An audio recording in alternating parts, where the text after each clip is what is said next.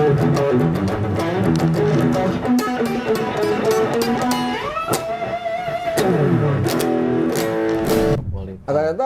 yang aku suka jenis musik itu yang garap satu orang cuma. Nah inilah Mas Ian Antono tuh. Ini Legend. magis. Ini the real legend ini. Iya, real legend ini. Bukan Magis. Jadi memang seneng saya orang kalau dengar suara kita, oh ini Ian. Ini Ian pasti. Udah tahu karakternya. Seorang Mas Ian tuh kadang nggak bisa dibilang, oh dia sama dengan siapa, atau gitaris legend barat. Atau, Iya. Dia udah menciptakan ciri sendiri. Ciri sendiri ya.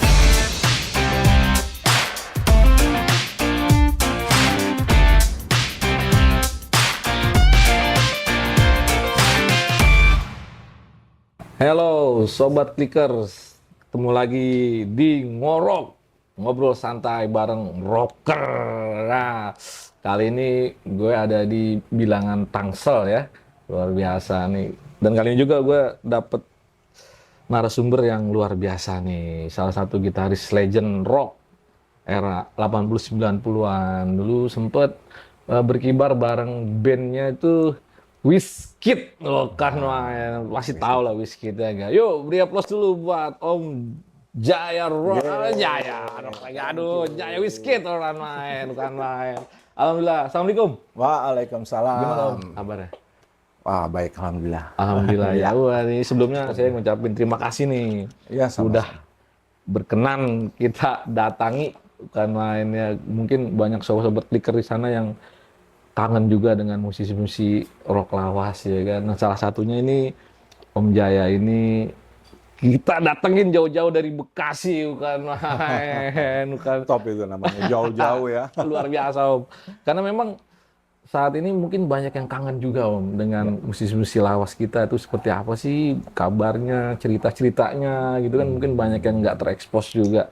Nah mungkin sebelum saya ngobrolin tentang Wizkid nih Om ya, saya pasti mau nanya-nanya sedikit dulu tentang awal-awal karir Om Jaya ini seperti apa sih di dunia musik Indonesia ini? Mungkin bisa diceritakan, monggo. Oke. Siap. Halo. Pertama saya ngenalin lagi ya. Oh iya. Wijaya ya. Wijaya. Sekarang di Wizkid posisinya. Oke. Nah tadi Mas Adi dari tim Ngorok. Ngorok. Kita pertama-tama ngucapin terima kasih juga ya, udah berkenan juga hadir ke sini ya, jauh-jauh dari Bekasi ya, bukan jarak yang dekat. Oke, pertama tahun 86 pas saya kuliah di IKJ, itu kita diajak masuk Navy Punk. Navy Punk, oke. Navy Punk itu dulu kiblatnya AC/DC ya, AC/DC. Dulu personilnya itu ada Parlin. Nah ini orang mungkin banyak salah ya, Parlin. Bener. Namanya Pai Burman, Pai Slang BIP itu memang Parlin juga. Tapi ini Parlin vokal ya, vokalis. Itu kakak kandung dari Trison Rocks. Ya, Trison Manurung. Ya. Iya, siap. Nah itu vokal, terus gitar saya sendiri, bass itu dipegang Tony Rocks. Tapi saat itu Rocks belum ada. Rocks kan ada baru tahun ya 87-88 ya.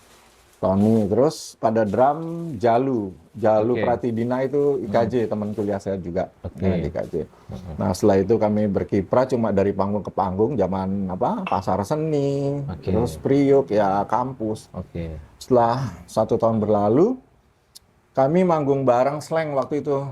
Slang itu ada Bim Bim ya. Waktu itu Bongki BIP sebagai gitaris. Oh, itu udah resmi nama Slang atau sebelum Slang itu sudah resmi nama Slang. Udah resmi nama Slang. Mereka sempalan dari CSC ya, Cikini Komplek ya, yang dibentuk sama Mas Bim Bim dulu. Nah, singkat kata mereka ngajak yuk kita gabung karena Bongki waktu itu pindah ke bass, Bongki. Nah, saya gitar, sempat Bongki. Nah, setelah Bongki sebentar situ, Bongki lompat ke BIP, masuklah si Denny. Bukan masuk, Denny sebenarnya sudah ada, main bass dia terus di Slang. Oke, vokalisnya Willy.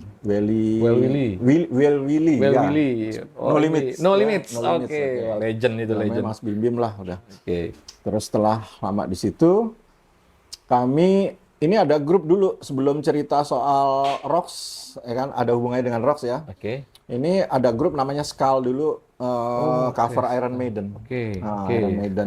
Nah, Skull, si Jaya, si Iwan Rocks, Ari Rocks, itu tergabung di Skull. Alright. Mereka hengkang masuk rock, ngebentuk rock sama drum sama gitar kosong, saya masuk.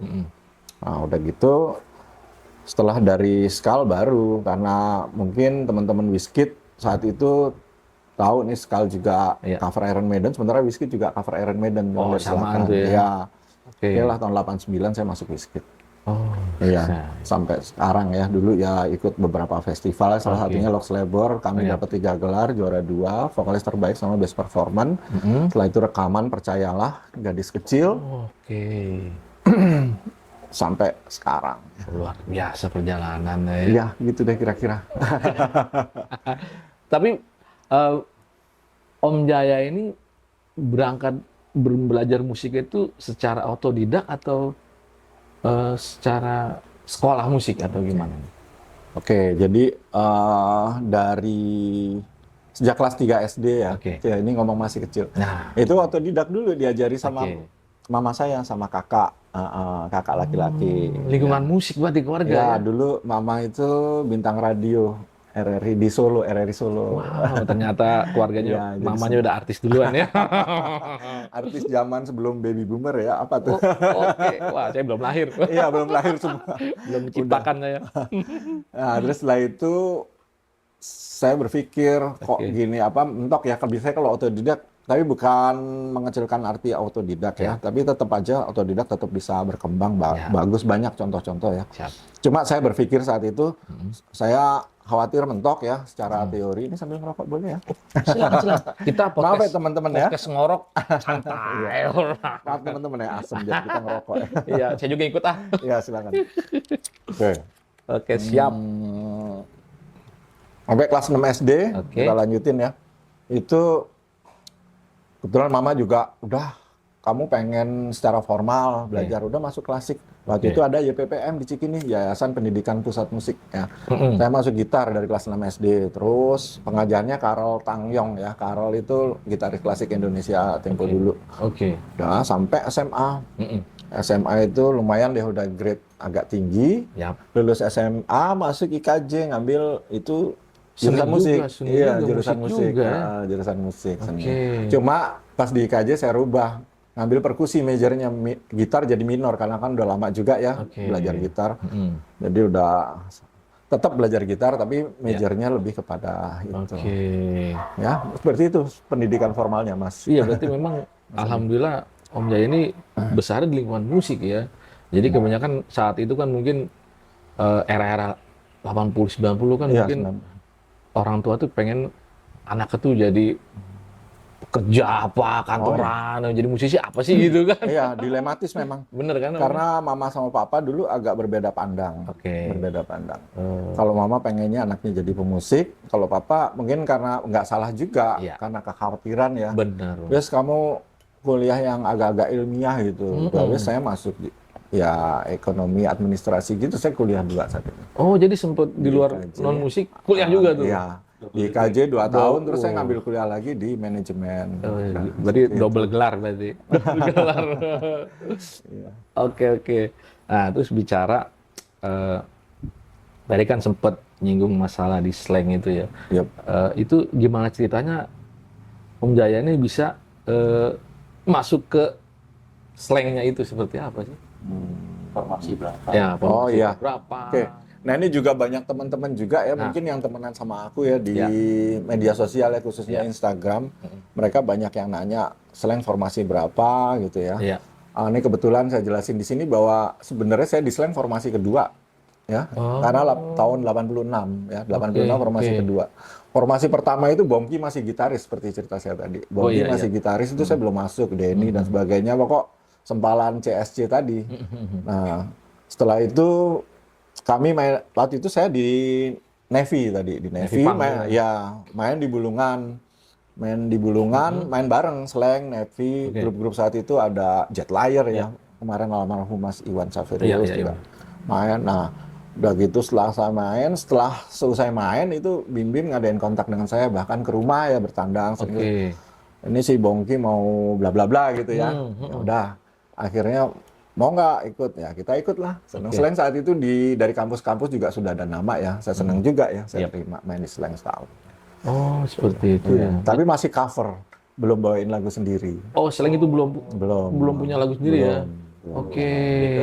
Pak itu setelah saya keluar baru mungkin pas bintangnya di situ langsung mereka rekaman ya. Oh, udah mulai Keren. pede bikin lagu ya mungkin ya. Luar biasa. Hokinya di situ mungkin. Iya. Nah, terus kenapa Om Jaya ini nggak terus di slang gitu maksudnya? Ya apa ya pada saat itu ada mungkin agak susah diceritakan ya, ada salah satu tuntutan mungkin ya. Ada salah satu tuntutan sementara saya kan berpikirnya masih muda ya saat itu ya, saya sekolah aja dulu gitu. Oh, lebih ke akademis gitu ya. Ya, seperti itu. Jadi artinya gini, nggak 100% di musik, emang saya kadang munafik juga lagi muda tuh. Sampai Mas Bim Bim nawarin loh, bener nawarin bahwa udah lo di sini seminggu gue kasih sekian gitu loh. Seminggu gue kasih sekian, tapi lo lepas urusan lain. Maksudnya Mas Bim Bim tuh bagus banget. Kita fokus.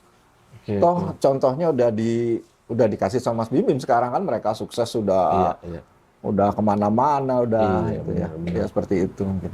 Oke. Oh, jadi benar-benar pure Mas Bim Bim tuh yang udah profesional saat itu. Merekrut langsung ke Om Jaya ya. Udah profesional sampai ditawarkan seperti itu kan juga. Salahnya saya juga salah nggak salah saya konsultasikan dengan orang tua. Wah, orang tua ya, gitu ya, tahulah ya. Oke, gitu. orang tua kan yang melihat panjang jauh ke depan gitu kan. Saya Mas Bim Bim selamat, keren. Hormat kita, legend itu, legend banget itu, bukan main.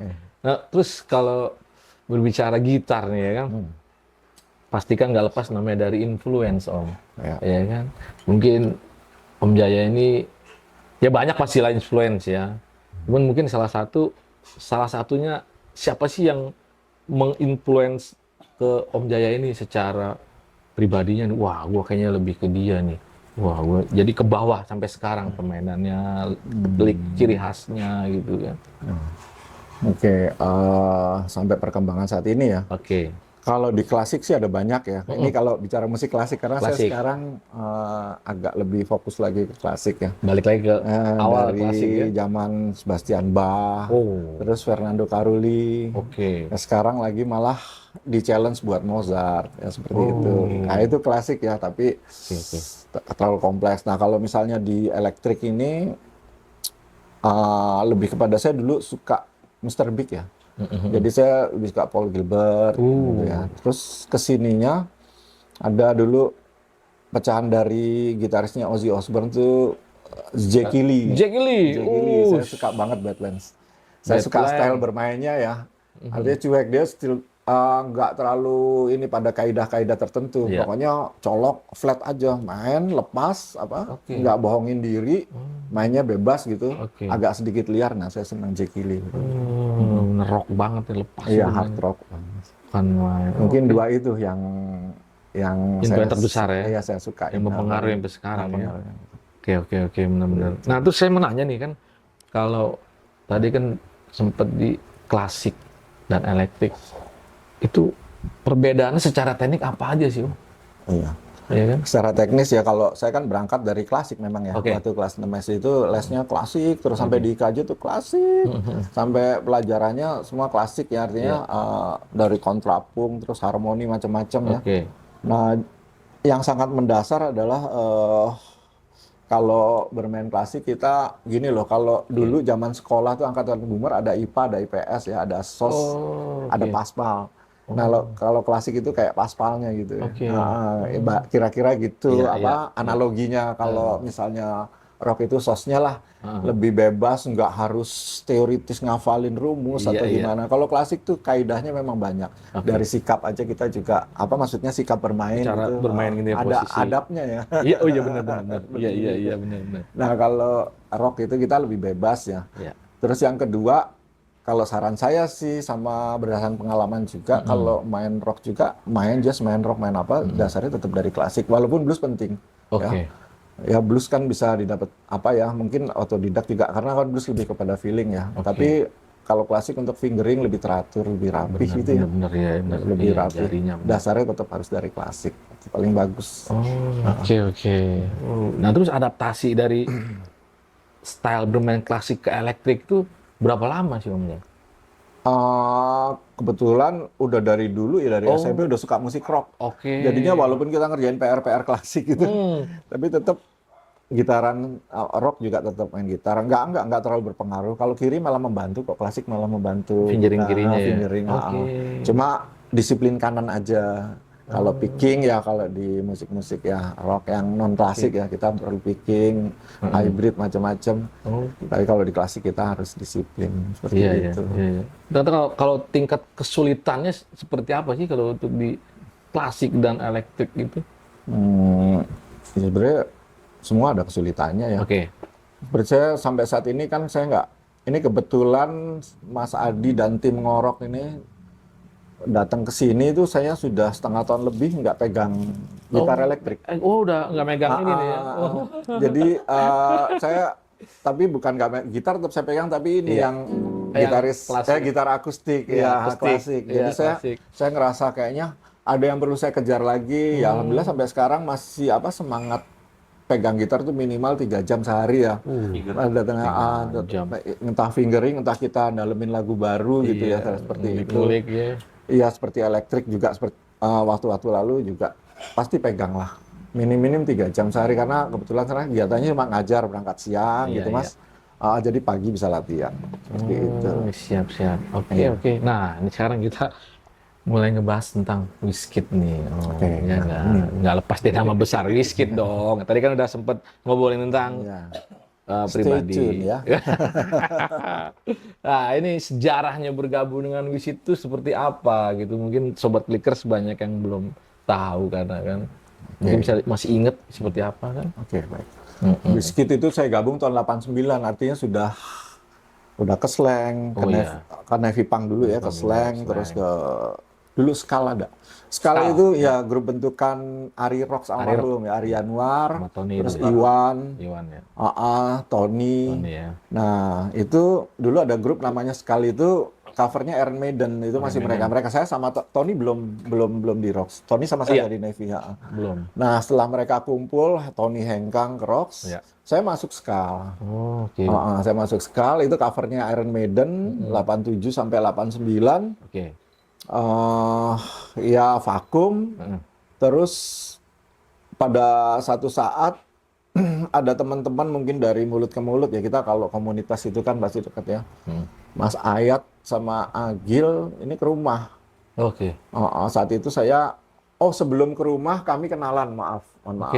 Di Menpora, ini festival musik rock Menpora. Iya, dulu emang lagi sempat ramai Menpora itu zaman Pak Abdul Ghafur Jadi ada namanya Februari Ceria. Nah, kami sempat satu panggung. Nah, setelah itu berlanjut, Mas Ayat sama Agil ke rumah, ajaklah main yuk Wizkid, lo kan di Skal Iron Maiden juga, nggak susah lah.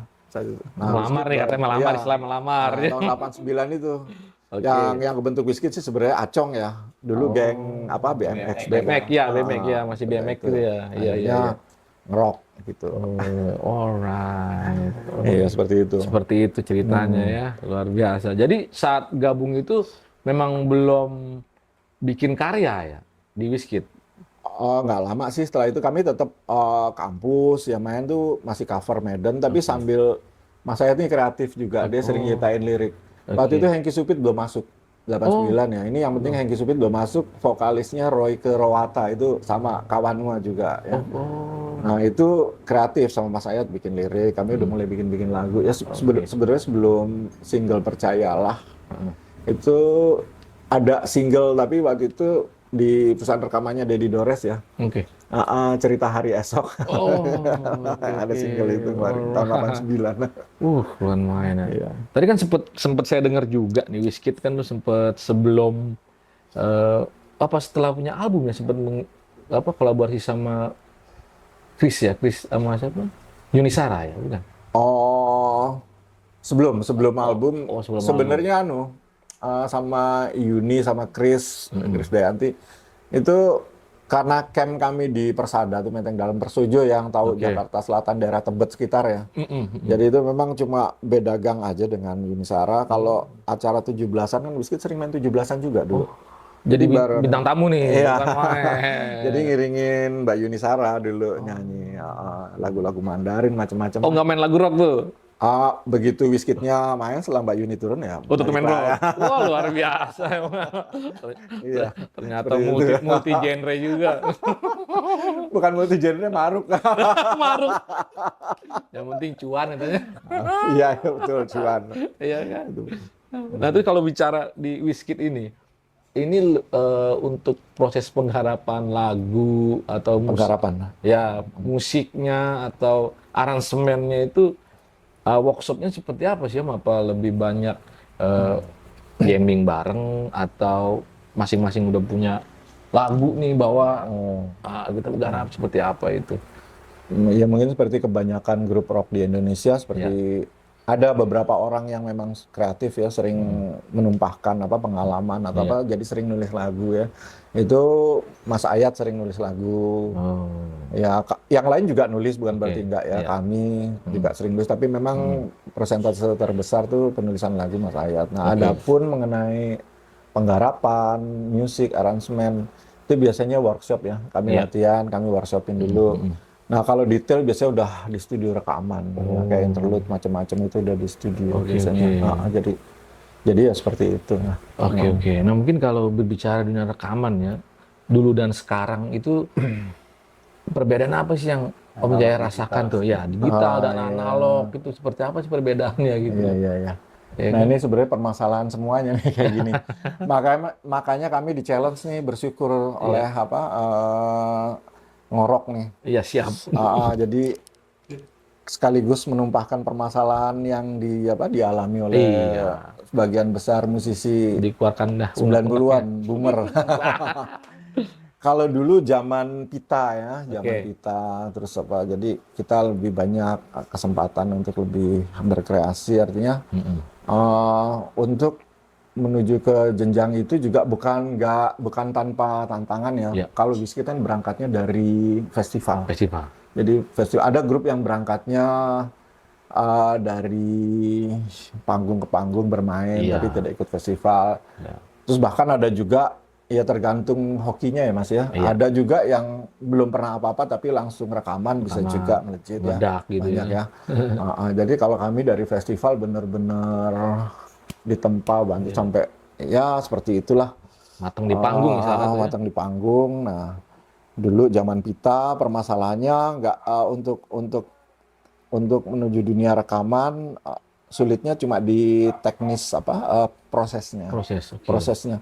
Namun secara administratif tidak sesulit sekarang karena sekarang zaman virtual ya. Iya sih. Jadi virtual kita lebih banyak mengandalkan kepada viewers terus segala macam media sosial, digital platform ya. Iya. Jadinya mungkin festival udah nggak perlu. Juga saya jarang juga ya. Kalau festival di sini kan sifatnya seperti lomba, bukan festival dalam pengertian di barat ya. Festival itu pertunjukan. Benar. Beda-beda mindset di situ ya. Iya, artinya sekarang musik udah nggak pernah dengar dilombakan lagi, khususnya untuk grup-grup ya. Dan jarang banget. Dan untuk yang skopnya rock ya.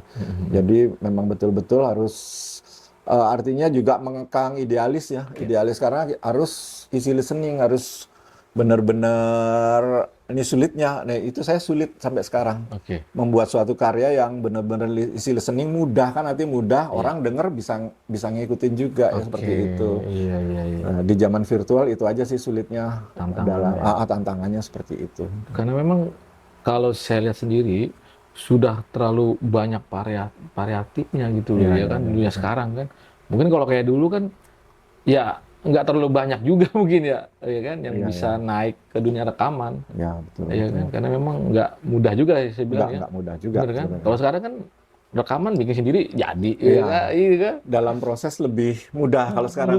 Kami dulu lebih sulit dalam proses. Iya. Tapi sekarang secara administratif mudah juga sih sebenarnya. Mudah juga memang. Ya challenge-nya kalau sekarang kita ngerekaman misalkan take gitar ya Om. Salah tinggal di copy paste. Iya kan? Kalau dulu kan ngabisin track. Iya. Itu maksudnya dulu kalau misalkan kita ngetek pakai cost. Kalau zaman masih pita, kita kan lagi ngetek nih ya. Terus salah gitu kan. Itu diulang lagi atau pitanya atau ditiban sih seperti gitu? sebenarnya di Tiban juga itu otomatis sudah ngapus, tapi ada efeknya jadi tipis ya pitanya ya. Pengaruhnya ke sound keluar. Nah, itu makanya. Jadi kalau lebih tipis, low-nya banyak kepotong. Oh.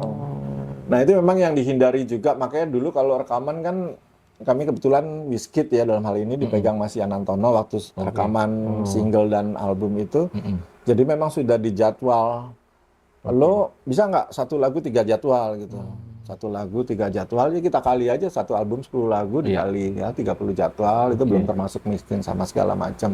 Nah repotnya kalau yang kayak Hengky, halo Hengky Supit. Halo. Iya. Hola. Hengky ini makannya banyak. Jadi kalau rekaman sering ditunda atau sering diulang-ulang, otomatis kos untuk biaya makannya banyak. Makannya banyak. Saya ketularan sampai sekarang.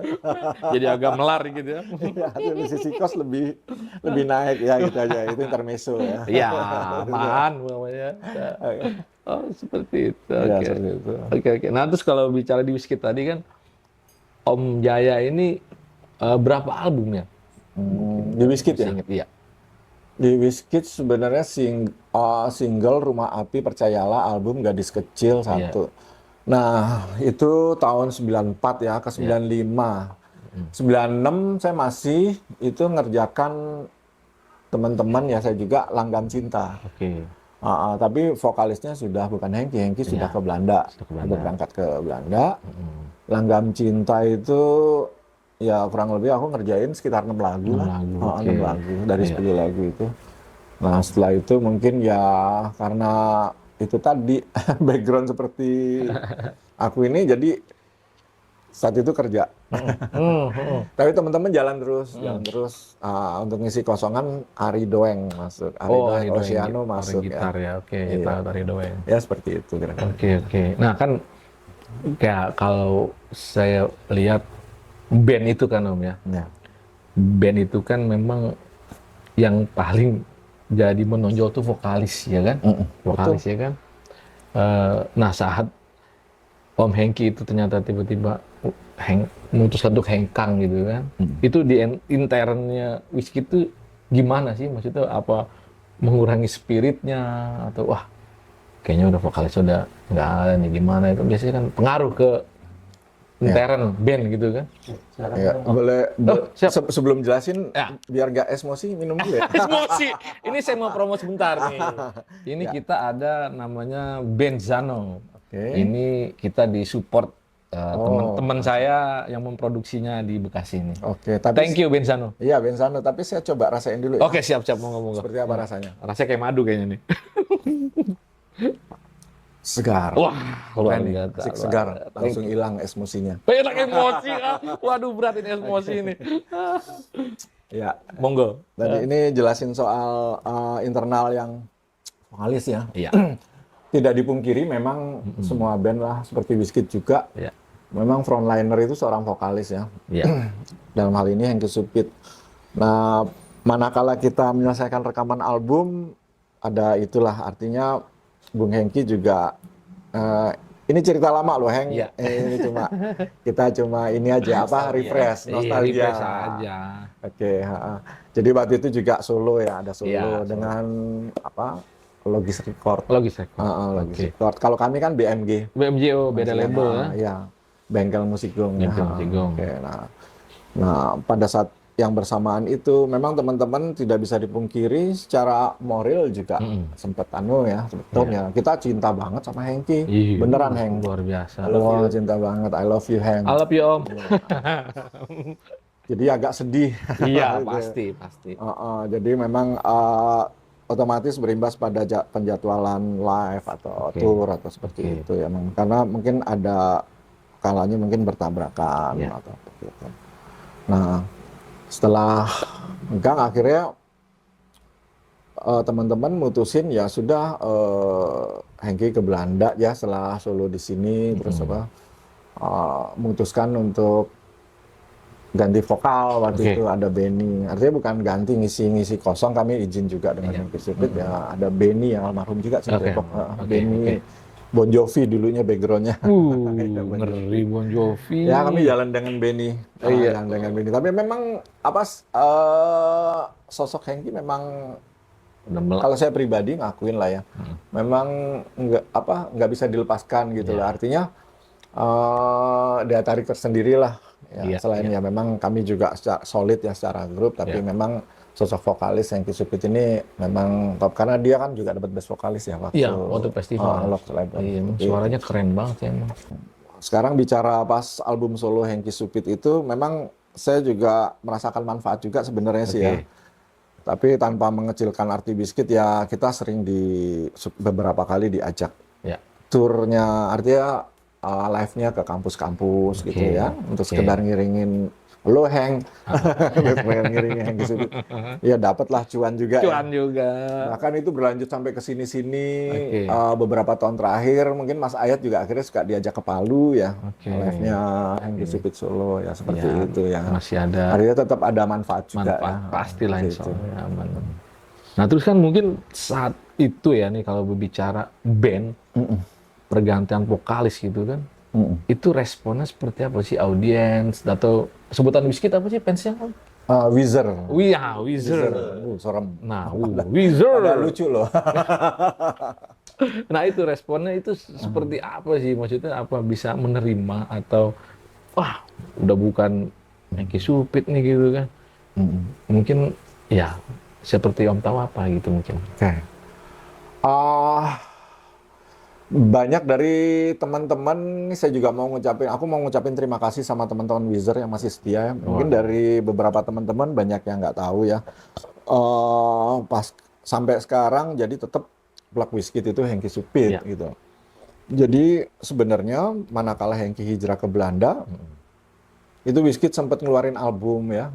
Ada beberapa, ada sekitar 4 atau 5 album. Nah, jadi saya juga kebetulan setelah Langgam Cinta udah nggak terlibat ya waktu itu kerja. Nah, jadi otomatis ada vokalis baru, tapi memang tidak kalau saya dari sudut pandang pribadi ini, sorry teman-teman semua ya, nggak itulah artinya dari sisi marketnya nggak seperti album Gadis Kecil itu ya, Single Percayalah. Percayalah, Nah. Sampai mana tadi ya? Sampai mana kita? BSD. Sampai BSD. Oke, nah setelah itu ke sini kami coba merajut lagi di 4 tahun terakhir. Karena Hengky juga kan pasti setahun sekali pulang ke sini. Ke Indonesia. Selama kurang lebih sebulan. Nah, itu kembali formasi asli. Reunian lagi kan? Reunian ya bisa dibilang. Kami kumpul udah waktu saya resign itu tahun 2017. Itu resign tuh? Sekarang 7 tahun lah dengan formasi asli. Tapi dibantu manakala Hengky kembali ke Belanda, kami kan nggak mungkin terus diem juga. Jadi ada temen, terima kasih nih Reddy Eskiel nih mau bantu. Reddy Eskiel. Itu vokalis saya juga tuh. Oh iya, saya reguler di kafe sama dia tuh lama juga. Keren Reddy. Mantap ya, gondrong. Gagah. Toraja punya, bukan? Iya, betul. Toraja punya itu. Nah terus sekarang ini kedepannya Biscuit ini mau kemana arahnya, Om? Ya, ke depan ya kalau kami sih realistis semua ya. Dari sisi usia ya. Ini yang seger ready aja nih. Tapi memang kami menyadari salah satu ya frontliner itu vokal tadi seperti yang dibahas di awal. Jadi kalau vokal memang perlu yang segar ya kami tampilkan ready. Untuk musisi ya biarin bangkotan semua. 90-an ya. Bangkotan. Legend udah. Ada beberapa kali kami main juga di di panggung-panggung lokal. Kedepannya ya yang bisa kami lakukan di zaman virtual ya paling recycle satu. Yang kedua kami coba bikin lagu tapi sifatnya single-single aja. Kemarin kami coba luncurkan Saling Menjaga. Saling Menjaga dan satu lagu balad itu. Sudah ada di YouTube juga sih. Alright. Ini sekarang Biscuit ini independen atau masih di bawah naungan label? Sekarang ini lebih kepada teman-teman aja swasembada.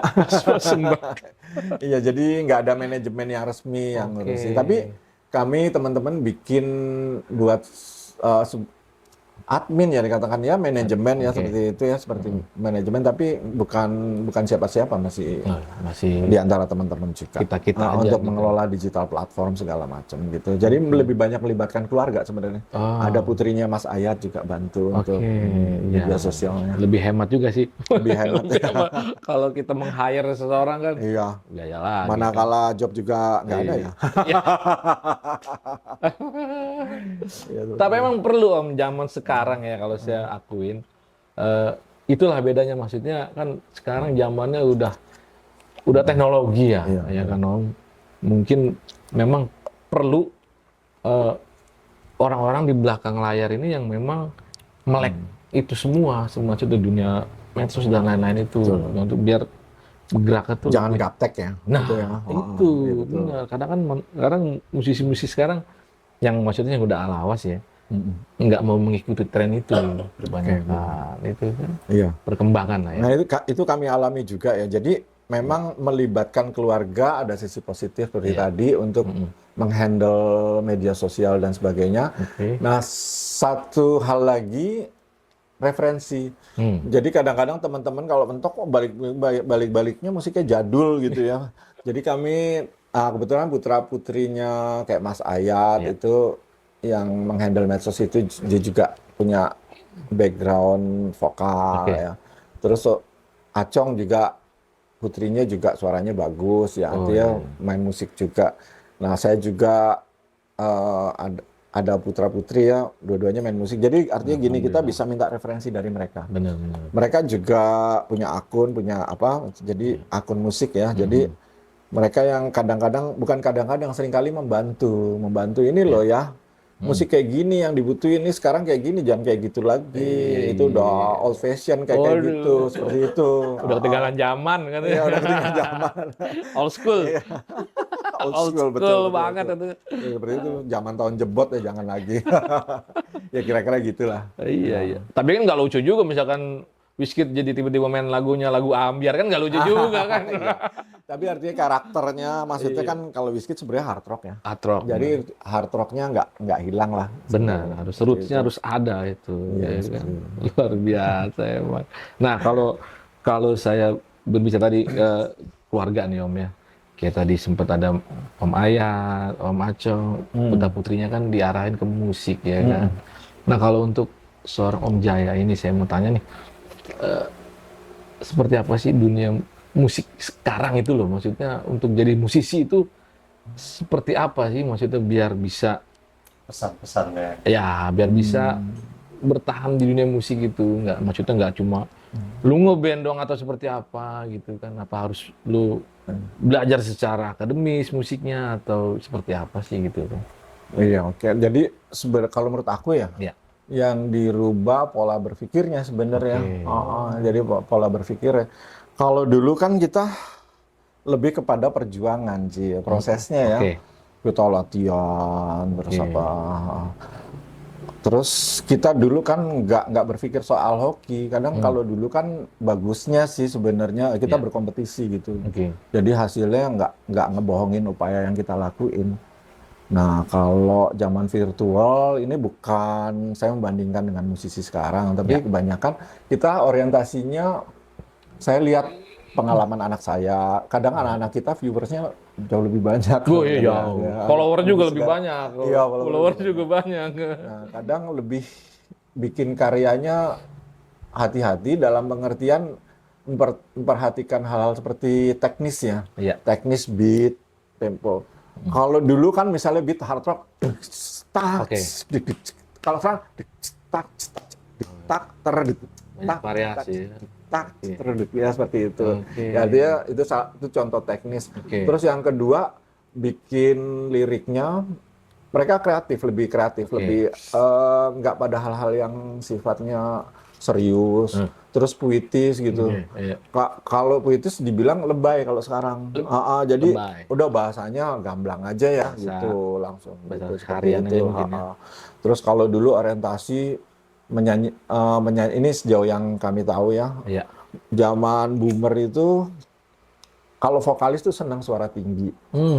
Ini ada contoh dari salah satu peserta festival Lok Selebor dulu. Oke. Dia punya suara tinggi, bawain lagu yang apa Sisgon kayak Sisgon. gitu.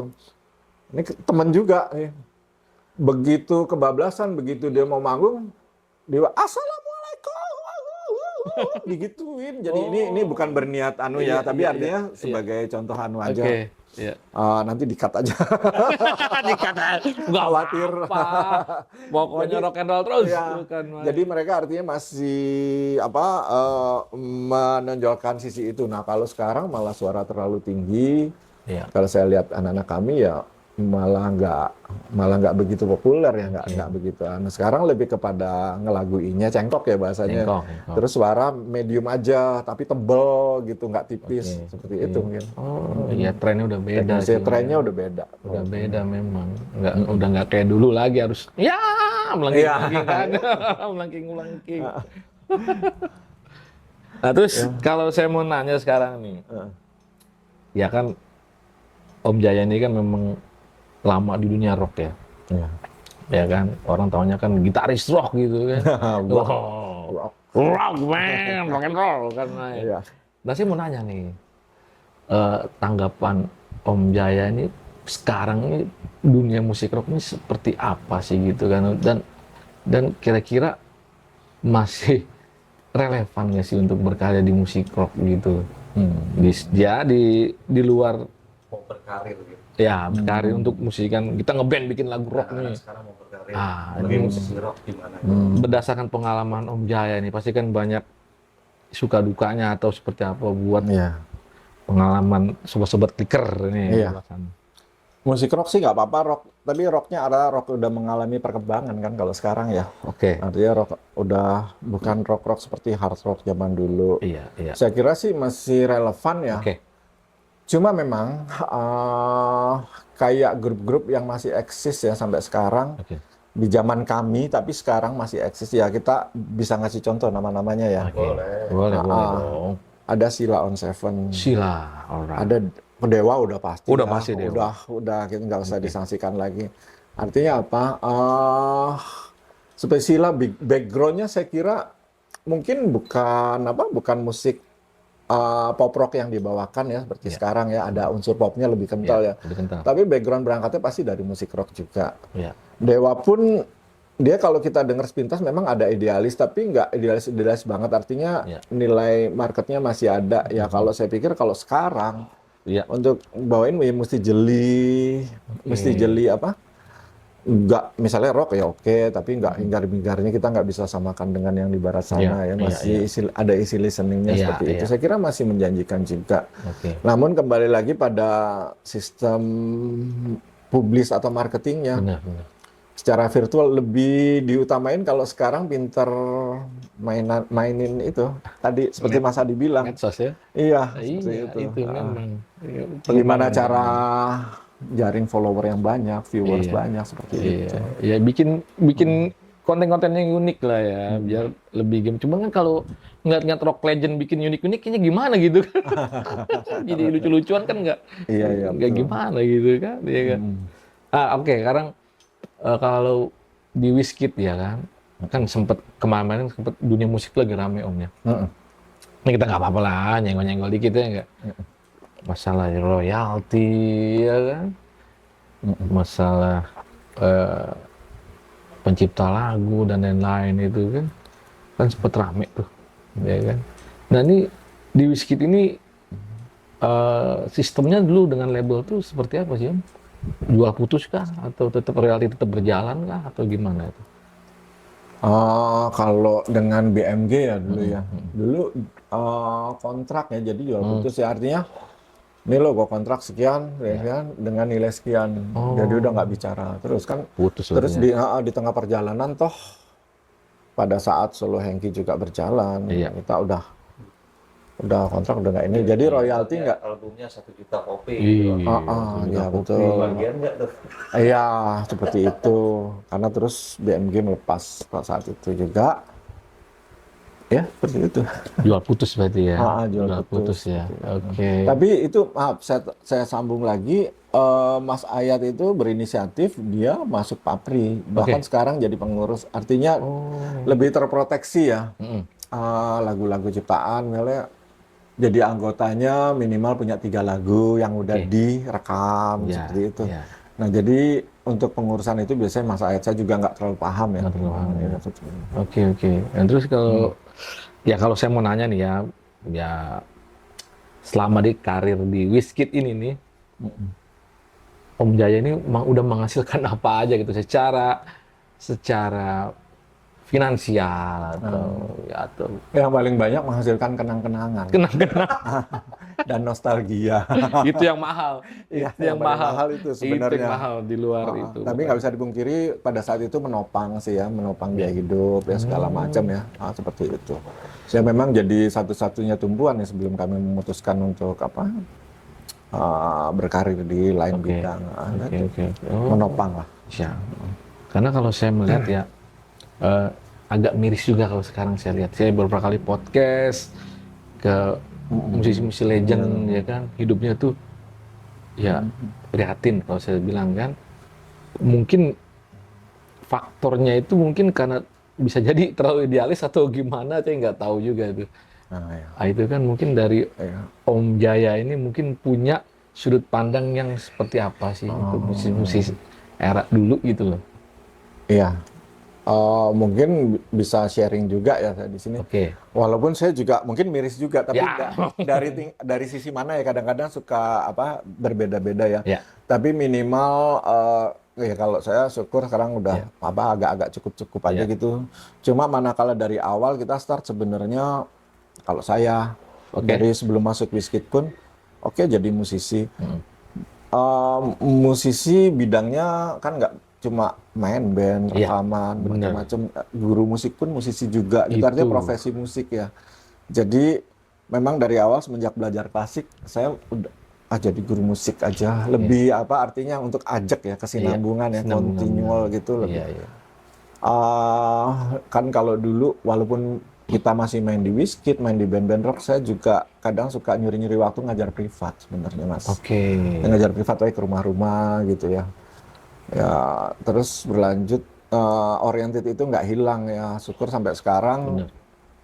Ya untuk aja kita punya keluarga, kita punya rumah yang butuh dibiayai semua ya.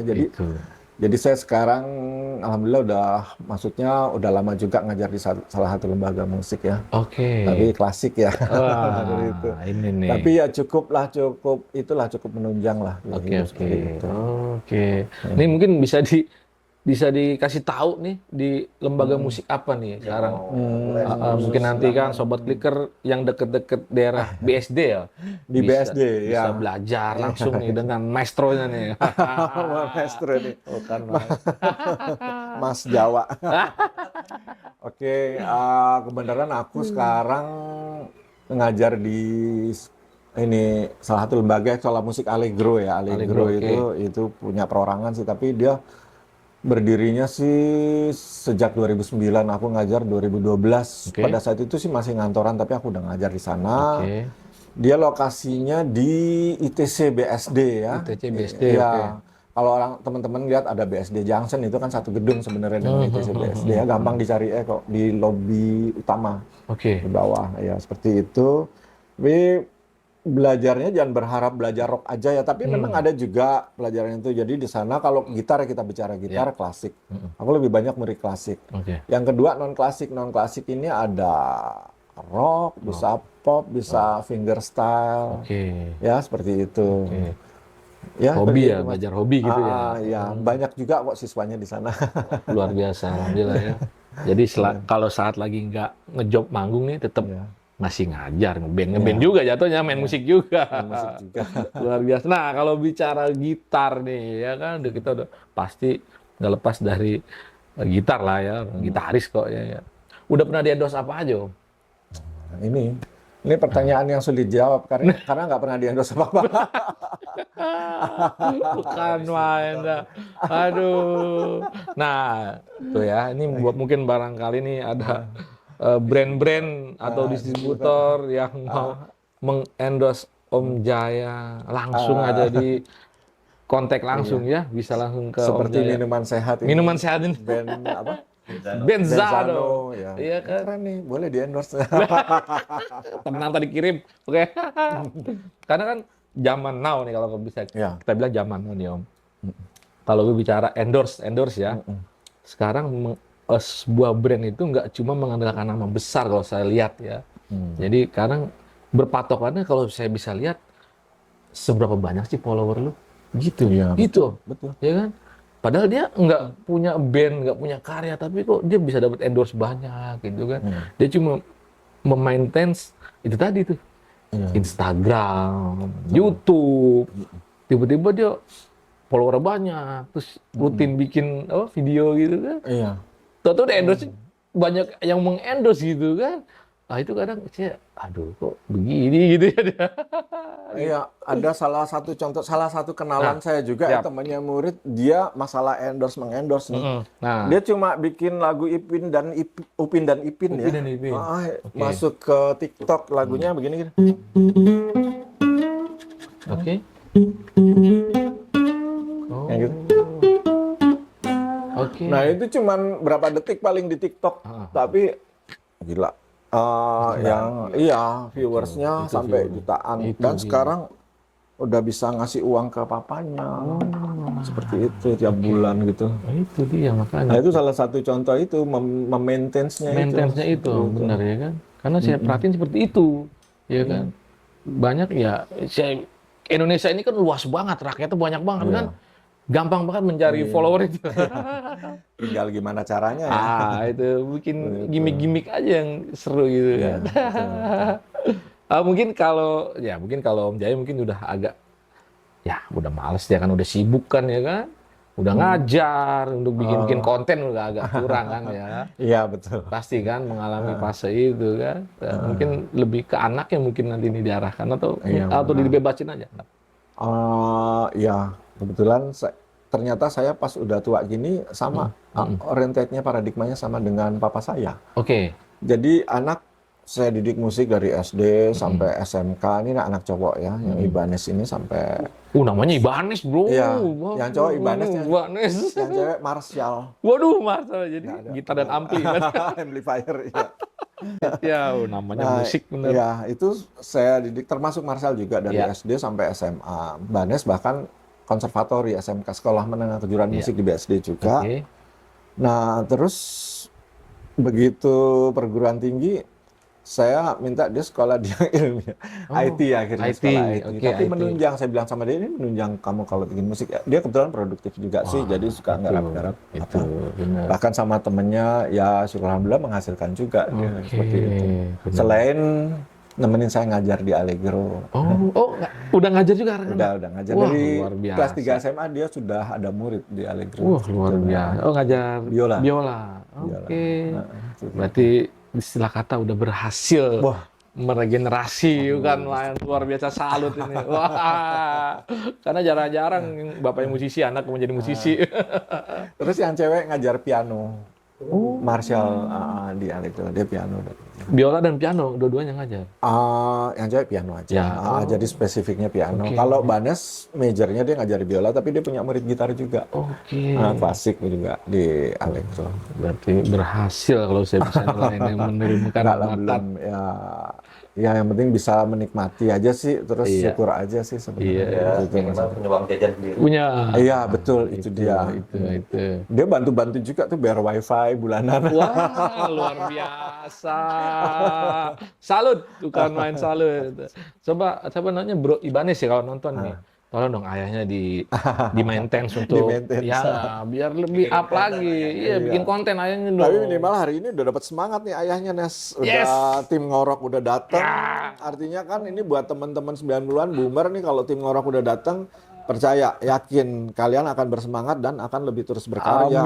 Ambil gitar kalian, ambil bass kalian, ambil stick drum, gitu. Main terus. Yang penting nggak usah mikir apa, kita berkarya terus bikin aja latihan. Benar, luar biasa. Makasih tim Ngorok. Sama-sama. Nah, kalau saya boleh tarik ke belakang sedikit, awal Ngorok ini, podcast pertama kita itu mantan bassisnya Fudu. Ya Ateng. Kan? Ateng. Itu gimana kabar Ateng sekarang? Alhamdulillah dia sekarang lagi produktif lagi. Oh, syukur. Saya pertama japri dia itu, boleh cerita di luar Wizkidnya, dia udah nggak main bass. Yang pertama Japri dia tuh. Begitu datang Setelah kita, sampai direbus, iya, gimana? saya arahin, direbus aja senar biar hidup lagi gitu kan. Konon katanya, sekarang jadi ini moderatornya aku ya. Ada profesi lain katanya waktu vakumnya dia Oh sebelum iya, dia Ngorok sempat datang. usaha kuliner. Usaha kuliner. Ya itu kan. Nah itu maksudnya setelah kita podcast, kita up media itu kan, ternyata responnya bagus. Netizen banyak yang komen semua, support.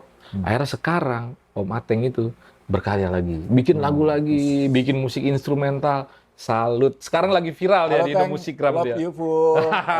Semangat Masih inget ya Om Ateng. Jaya ya. Wah, Dulu sering nongkrong kita jamming bareng di studionya Peter Casablanca ya. Oke, inget kan? Ingat pastilah, alhamdulillah sehat. Nah itu Sehat. tujuan kita awal seperti itu, Om. Jadi untuk memberi semangat lagi kepada Iya betul. ya musisi-musisi idola kita lah ibarat kata ya kan. Alhamdulillah gayungnya bersambut. Ya mudah-mudahan setelah ini nanti ada brand yang mau endorse Om Jaya, wah kan tertarik ya kan. Wah, luar biasa kan. Terbuka ya, Om. Hah? Iya. Tangan terbuka ya. Dengan tangan terbuka betul. Iya dong, pastilah. Iya pastilah. Nah. Kan butuh kita. Itu dia BU kan. Lah iyalah, kalau nggak ngeband kan mau dari mana dapat duit kita kalau nggak ngajar kan. Betul. Nah, berbicara tadi ini selain mengajar kegiatannya apa lagi Om? Apa cuma di musik aja gitu?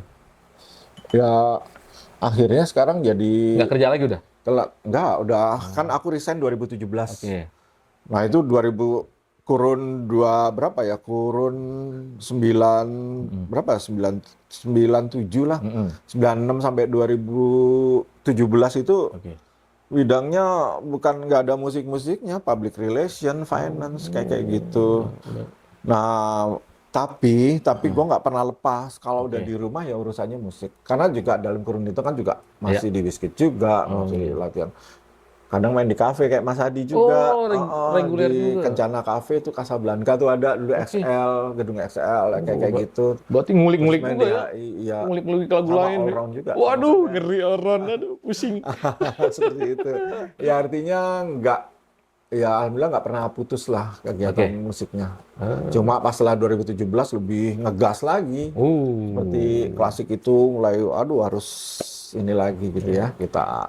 Kita refresh lagi. Mengulas lagi ya tentang materinya ya. Oke. Nah, ya kan kalau berbicara musik nih Om ya. Kan ada musik memang belajar tuh bakat alam ya otodidak. Kayak saya otodidak nih ya. Otomatis kan secara teori itu kurang lah ya. Tapi saya ini berusaha untuk mengulik banyak referensi lagu selain rock, macam-macam lagu gitu kan. Nah kalau Om Jaya ini menilai seperti apa sih musisi itu yang kayak kasarnya baik dan benar itu seperti apa sih gitu untuk bisa eksistensi lah gitu kan. Kalau di sini kalau menurut aku ya. Iya. Bukan baik dan benarnya, tapi yang produktif. Oke. Ya, artinya produktif juga dari sisi finansial juga aman gitu ya. Kalau dari sisi teknis sih sebenarnya kebutuhan sekarang ini lebih konsisten aja latihan sih sebenarnya. Jadi memang bener. Aku suka baca referensi juga gitaris-gitaris legend kayak Brian May segala macam. Bahkan basis Billy Sheehan gitu ya. Itu Billy Sheehan keluar kalau mau minum bir doang. Tapi ini aku baca di Guitar Player ya. Oke. Jadi dia Senin sampai Sabtu, Saturday night sampai malam Minggu gitu. Dia kerjanya di kamar, terus ke studionya sendiri ya latihan bass. Itu minimal 8 jam. Terus sama baca-baca. Di rumah keluar dia cuma malam Minggu sore ya. Dia udah keluar udah nongkrong ngebir. Pantesan jago ya. Istirahat, Senin mulai lagi. Jadi memang dikondisiin kayak kerja. Nah yang paling penting hal itu sih sebenarnya latihan. Nah untuk orang autodidak sebenarnya sekarang udah banyak sources ya dari kita bisa ngambil bahan-bahan dari Google banyak ya dari internet macam-macam. Ya terus yang penting juga adalah pemantapan awalnya ya. Kayak misalnya kita bukan sikap ya, artinya kayak gitar ya, bass semua kan juga kayak bela diri, ada kuda-kuda ya kayak gitu. Ya itu mesti bener dulu gitu kayak gitu. Kalau untuk yang pemula, kalau udah jago-jago kayak yang 90-an mah udah nggak perlu ya. Nggak perlu ya. Tapi yang penting adalah latihan daily exercise ya. Yang seperti itu yang mesti dipelihara. Pokoknya tetap semangat deh. Tetap, karena pasti hasilnya nggak akan bohongin upaya yang kita lakuin, apalagi pas ngorok udah datang pasti lo akan dipacu semua buat latihan tiap hari. Jangan dilepas alat musik lo. Jangan dilepas. Benar. Jangan dilepas, pegang terus. Masih banyak yang support kok, luar biasa. Banyak yang support. Tadi saya kan sempat ngeliat foto-foto tuh ya kan. Wah, Om Jaya kan mudanya, gondrong, wis gila, keriba, gagah banget Om, bukan main salut ya. Nah, saat itu kan rocker ya Om, identiknya tuh kan, ya identiknya kan, ya aja kan, narkoboy, ya pokoknya di rock and roll lah, minum, bla bla bla. Nah Om Jaya ini sempat mengalami fase itu nggak tuh? Hidup rock and roll. Fase sensitif ya. Tapi rata-rata ngalamin ya 9 bulan cuma kalau di Biscuit sih umumnya paling 3 dimensi nggak terlalu berat lah kalau menurut aku. Om Jaya sempat ya pasti mengalami ya Om ya, fase-fase itu ya. Ya hampir seluruh mayoritas grup-grup band saat itu pasti mengalami, karena tempat hiburan dulu kan juga belum tutup ya. Apalagi kalau air api itu udah tiap hari itu.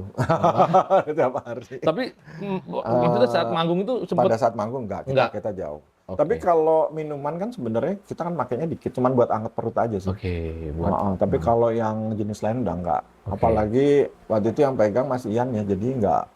Jadi agak saklek sama hal gitu. Nah, kita mungkin udah mau di sesi akhir nih. Mungkin saya mau nanya dikit dulu nih. Mungkin bisa disebutin mungkin musisi Indonesia nih yang paling berpengaruh di karirnya Om Jaya nih siapa? Mungkin Sobat Clicker mungkin yang belum banyak yang tahu juga gitu kan. Yang paling ya? Yang paling berpengaruh deh. Bahkan berpengaruh itu bukan hanya berpengaruh, sempat jadi idol dalam hitungan tahun yang lama. Jadi saya dulu waktu sejak SMP itu udah bahkan SD kalau lagu-lagu God Bless kan udah sering di kuping tuh agak familiar lah. Zaman lagu Setan Tertawa, Anak Adam. Itu terus berlanjut SMA suka sama penyanyi Nicky Astria kayak gitu. Ternyata yang garap musiknya dia. Terus senang lagi, Jarum Neraka, ring telepon berdering kayak gitu. Terus berlanjut lagi suka Iwan Fals, rata-rata mungkin suka ya. Pasti. Iwan Fals, terus Berkacalah Jakarta itu yang album itu aku suka ya. Chrisye, Metropolitan. Ternyata yang aku suka jenis musik itu yang garap satu orang cuma. Nah inilah Mas Ian Antono tuh. Ini magis. Ini the real legend ini. Iya, real legend ya. Magis. Jadi memang seneng saya orang kalau dengar suara kita, ini Ian. Ini Ian pasti. Udah tahu karakternya. Seorang Mas Ian tuh kadang nggak bisa dibilang, dia sama dengan siapa, atau gitaris legend barat. Dia udah menciptakan ciri sendiri ya. Dengan not yang khas ya, pentatonis, terus pentatonis tradisional yang khas. Terus major, dia kebanyakan main major. Senang tuh, seger saya sama Mas Ian Antono. Nah, misalnya kita beri contoh lagi Bang Haji Oma Irama, mungkin orang bisa bilang ini Ritchie Blackmore nih, hampir sama kira-kira ya. Itu permainannya. Ya kalau Mas Ian udah paling top lah. Terus saya banyak dipengaruhi dia, dan kebetulan waktu rekaman setelah Festival Rock itu, kebetulan beliau salah satu juri waktu kami ikut Lock Selebor tahun 91. Jadi langsung dipegang dia, langsung gayung bersambut, seneng hati rasanya.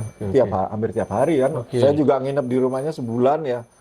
Jadi ketemu sang idol tuh udah kayak gimana. Tapi memang kalau sama Mas Ian lebih kepada saya belajar filosofinya gitu, seperti itu.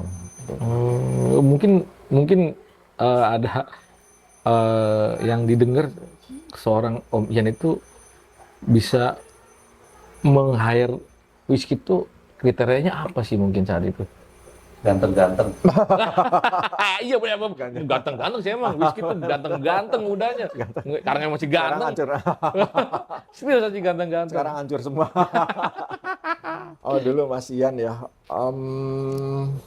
Sebenarnya lebih kepada ini cerita Lox Labor lagi. Oke. Waktu di saat Lox Labor digelar itu posisi kami masih dipegang oleh salah satu drummer legend juga, Bang Jelly Oh, Tobing. Jelly Tobing. Oke. Jadi Bang Jelly Tobing juga juri. Super Kid dulu kan. Tapi kita nggak connected ya, maksudnya. Bukan orang dalam. Enggak. Pada saat jurinya ada 13. Jadi ada 13 termasuk wartawan Remy Sutansa, Remy Sutansa. dari Kompas, ada juga MR. Alex. Iya, banyak. Mas Bensleo itu Bensleo. yang non musik banyak. Terus dari dramawan almarhum B.S. Rendra. Oke. Terus dari musisi Mas Ahmad, God Bless hampir semuanya Hampir semua jadi God Bless, juri. Jadi nah setelah itu sebenarnya kami yang berangkat ke rumah Mas Ian Antono. Oke. Namun setelah festival itu, beberapa saat setelah festival, kami menghampiri Mas Ian, gini. Kita ngobrol-ngobrol sedikit, terus ayo main ke rumah aja kalau ya kami ke sana. Itu ya bicara-bicara, ya sudah akhirnya Gayung bersambut, ya, dipegang Mas Ian. Seperti itu. Oke, luar biasa. Mantap, emang nggak salah emang dapat coachnya kalau kata orang-orang coach, dapat coachnya ya dan segalanya. udah nggak tepat udah pokoknya ya. Nah sebelum saya tutup nih, mungkin dari kita tim Ngorok ya kan, minta pandangan dari Om Jaya nih buat Ngorok tuh seperti apa gitu ya. Masukan, kritikan ataupun ocehan bebas. Ini Ngorok apanya klikinfo.com. Ya satu kesatuan. Oh, satu kesatuan ya. Cuma Oke. beda di segmen aja. Oke. Kalau di Klik Info itu lebih banyak ngebahas selebritis. Oh, selebritis. Cuman kita podcastnya di Ini Ngorok scope-nya ini lebih ya, lebih dalam ya. lebih dalam untuk mengupas sejarah musik rock dan pelakunya gitu. Oke, baik. Nih aku ngucapin terima kasih lagi nih buat tim Ngorok nih ya. Sama-sama Om. Itu tim yang solid dan hebat menurutku, teman-teman 90-an seperti tadi aku jelasin di awal ya. Siap. Kalau udah kedatangan Ngorok pasti ada efeknya. Amin, insya Allah. Kayak aku nih, jadi nambah semangat nih bukan karena ada Ngorok di sini ya. Tapi semenjak awal kami approach, artinya 2 minggu lalu gitu ya, dengan Mas Razi, Mas Adi, gitu. Jadi artinya ada sedikit tetes embun lah gitu artinya buat trigger kalau kata anak sekarang. Trigger lah ya. Trigger kalau anak sekarang. Pemicu ya. Iya. Jadi untuk kita tuh jangan berhenti. Benar. Jadi efek yang dirasa seperti itu, terus aku juga salut juga. Siap. Jadi support yang sampai saat ini Wizkid juga ngerasain belum ada yang bisa artinya buat lebih suasananya hidup. Iya. Terus kita lebih berasa kayak kita ada di era kita lagi masih agak-agak populer seperti itu. Siap. Jadi kita nanti ini gitar akan gue tambahin porsinya. Setelah tim Ngorok datang. Kita tunggu nanti ya, nggak bakal kita angkat terus. Oke teman-teman, jadi jangan lupa ya tetap latihan. Tuh.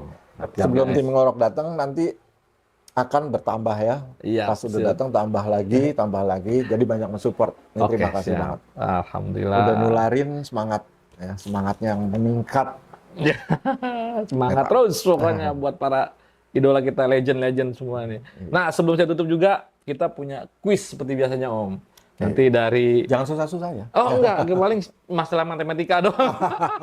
Exact. Nanti kuisnya dibacakan oleh Abang Roji di belakang. Nanti kita tektokan aja. Monggo silakan. Oke. Ini dijawab cepat ya, sama alasannya. Oke. Pertanyaan pertama, suka gitar tipe Strato atau Les Paul? Strato. Alasan apa tuh? Alasannya lebih solid dan dari sound kayunya, woodnya lebih berasa. Oh. Ya, jadi dia lebih fleksibel untuk bawain genre apa aja. Oke. Lanjut. Suka humbucker atau single coil? Humbucker sih. Kenapa tuh? G-nya lebih aku lebih cocok G-nya lebih berasa, walaupun ada yang single seperti Seymour Duncan gitu lebih. Tapi aku lebih suka yang humbucker, lebih G-nya lebih berasa, terus picking kita lebih ketara lah. Lebih luas ya kalau itu ya. Oke, lanjut. Suka tremolo fix atau up down? Wah, kebetulan aku nggak suka tremolo sebenarnya. Oh, nggak suka. Semua aku lepas tuh. Nggak suka. Oh iya, Handle juga aku lepas. Iya, semua Fender juga nggak pakai. Oh, baik. Aku nggak suka. Jadi lebih menurut aku nih, maaf nih. Kalau ini aku bukan yang lain. Kalau kita pakai tremolo atau handle, ngurangi upaya kita untuk pengen main vibra tangan kiri. Jadi aku lebih seneng udahlah, wis nggak usah pakai tremolo. Berarti hampir sama kayak Paul Gilbert nih. Paul Gilbert udah ngelepas ininya dia, udah nggak pakai kan. Masih muda Kebetulan. Nggak. Oke, lanjut. Suka ampli analog atau digital? Lebih suka analog lah. Pasti Outlet ya. kuping old school. Old school masih suka analog. Digital suka. Lebih apa sih kalau analog itu? Analog itu lagi attack dan gain nggak bisa ditipu. Oke. Kalau digital kan kita lebih kepada software ya, kalau nggak salah ya. Kalau analog tuh, wow bener-bener suara getaran ininya, twitternya, asik. Beda kalau orang old school emang. Mantap. Lanjut, Bapak Arwaji. Suka efek analog atau digital? Sama. Analog juga ya. Malah kadang efek analog nggak pakai, langsung pada ampli analognya. Lancepin, drive-nya ambil. Cube langsung ya? Cube. Oke. Tabung. Oh, seperti itu. Mungkin kan kalau zaman now ya, Om. Suka nyimpen Enggak, maksud gua kalau pakai analog itu kan repot, dia kan pakai pedal board. Iya, memang pasti sekarang kan orang ngambil yang efisien ya, bahkan nggak usah bawa apa-apa, semua disimpan aja di software juga bisa kan sebenarnya seperti itu. Tapi ya kalau aku suka ini aja di kuping tuh beda ya. Balik lagi ke selera ya. Old school. Old school lagi. Oke, lanjut. Silakan. Kalau live suka todong atau direct? Jelas todong. Todong. Todong lebih nature suara yang keluar. Kalau direct kan dia masuk ke mixer ya, diproses terus. Udah banyak proses. Suaranya lebih tipis, dipotong ininya. Gainnya. Jadi lebih tipis. Kalau orang dulu bilangnya kaleng gitu. Ya, kaleng gitu. Ini todong. Oke, lanjut lagi. Perihal band luar negeri nih. Metallica atau Megadeth? Wow, Megadeth. Kenapa tuh Megadeth? Balik ke style Marty, sosok Marty ya, Marty. Terus ini yang kedua, yang paling penting, lebih basah aja sound gitarnya, lagi-lagi gitar ya, basah dan berat ya. Metallica sih sangar ya, lebar ya. Kalau menurut gua terlalu tajam. Kalau Marty lebih basah gitu dan berat. Kira-kira tajam ya. Tajam. Tapi memang punya karakter masing-masing lah. Aku lebih suka Megadeth. Oke, luar biasa. Megadeth bro. Lanjut. Paul Gilbert atau Richie Kotzen? Nah, Gilbert lah. Lu pasti Gilbert lah. Ya. Gitar Ibanez. Itu kenapa alasan memilih Gilbert? Oh iya, lebih jelas mainnya. Kotzen juga gila mainnya. Bahkan sekarang sih nggak pakai pick. Ya, dia main begini, main apapun bisa. Tapi halus gitu, terlalu lembut gitu. Kalau ini kan Gilbert memperkosa gitarnya lebih. Apa karena pengaruh gitarnya? Saya kira enggak sih. Telecaster kan ya? Enggak sih, style bermain aja. Waktu di Mr. Big kan juga Kotzen kan juga sempat Ibanez juga. Malah waktu baru keluar dia dimodif. Dimodif. Bodinya body Ibanez, necknya itu tele. Iya, malah pakai modif. Selera lagi ya. Luar biasa emang. Lanjut. Nih, kalau yang masalah gitar klasik, yang di Malmsteen atau Michelangelo Baccio? Waduh, ngeri ini. Aku lebih familiar Yngwie Malmsteen sih sebenarnya. Lebih familiar itu. Lebih neoklasikal ya? Iya, neoklasikal. Klasikal lebih berasa kalau Yngwie ya? Iya, Yngwie. Dan speed ya? Dan kalau misalnya Angelo, aku jarang lihat dia main lagu klasik ya, pure klasik. Kalau Yngwie udah pernah, jadi memang cara mainnya. Iya. Memang itu. Iya, kalau live juga kadang akustiknya dipajang. Dan benar-benar dipetik secara RPG klasik gitu. Tapi seorang Yngwie itu nggak terlalu menginfluen ya? Mungkin lebih kepada warna musiknya karena minor, terus diminis ya. Diminis bener. Jadi kalau menurut aku kalau minor agak sedih dengerinnya, kayak kalau aku seneng yang major, kenapa riang? Iya, ceria gitu. Makanya Mas Ian Antono seneng bikin melodi itu major, aku kayak seger gitu lah. Dinamiknya enak banget kan. Oke. Informasi bagus nih. Lanjutkan, bukan main. Untuk vokalis Sebastian Bach atau Axl Rose? Hah? Oke, supit lah. Saya hampir sama ya kira-kira. Kalau menurut aku ya, Sebastian Bach lah yang penting. Sebastian, oh iya benar. Sebastian Bach. Sebastian Bach tuh emang keren sih Ransom. Iya, di album terakhir, bukan terakhir, album Slave to the Grind, dia Ya, merubah Slave to the karakter Grind. suaranya ternyata. Yang tadinya, remember, yang Iya. pakai tinggi-tinggi, Tinggi-tinggi apa, pakai Copstein, dia Slave to the Grind nggak terlalu tinggi-tinggi, tapi suaranya ternyata tebel. Masih. Tebel. Suaranya tebel. Kalau Axl aku denger dia dari satu sisi cuma suara yang tinggi, hidung ya. Ya, pakai sengau hidung. gitu ya. Karakter seperti itu dia udah. Karakter, Iya, ya. karakter Jadi ya. secara teknis pun aku lebih suka Sebastian Bach. Benar. Oke. Keren emang Sebastian Bach. Oke. Lanjutkan. Terakhir, Nah, musisi lokal. mm-mm. Eet atau Pai? Eet. Eet ya, luar biasa. Ini pasti ada alasan tersendiri nih memilih Eet nih. Alasannya pilih Eet ya. Ya kalau Eet tangan kanannya pickingnya lebih berasa ya. Legato Terus juga ya. legato dan dia juga jarang pakai handle. Walaupun ada beberapa lagu pakai handle. Ya. Kalau Pai fungsi handle ini Pai lo hebat dewa juga ya. Jadi Pai handle tuh fungsinya dirubah untuk main vibra juga soalnya. main vibra. Jadi banyak legato sedikit kanan handle. Sedikit. Tapi kalau Eet nih kalau aku ya pickingnya Memang dia itu pemerkosa banget. pemerkosa. Pokoknya kalau gitaris yang ecek-ecek udah nangis-nangis gitar udah. Gitar nangis. ampun gitu kan dibantai ya. Luar biasa emang. Oke. Berarti udah dijawab. Salah semua. Tapi relatif ya. Nah, biasanya kita kalau udah ngasih pertanyaan ini, kita bakal ada merchandise. Dikasih Buat hadiah, kenangan buat udah Sudinamu sini dikasih hadiah. Kita kasih hadiah nih Om. Ya, terima kasih. Mohon diterima. Ngobrol bareng rocker. Ini rockernya udah pendek rambutnya nih, baru potong rambut. Pakai wig, bisa pakai wig. Diterima Om.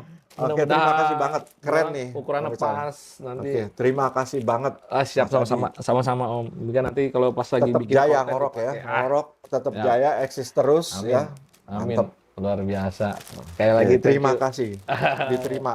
Aman. Ininya dikasihin juga nggak? buat podcast nanti ya. Tenang, itu masih banyak stok. Oke. Kita bikin dari papan bisa nanti. Oke guys, sobat clickers di luar sana nih, udah nggak kerasa kita ngobrol panjang lebar dengan Om Jaya ya kan. Terima kasih buat sobat clicker yang masih stay tune, support kita, buat kawan-kawan gue di Bekasi Rock Society, jangan lupa ya tonton terus nih buat podcast next sumber berikutnya. Oke, lagi gue Adi Bas dan Om Jaya Biscuit, keep rocking. Alright, pamit undur diri. Rock. Yeay.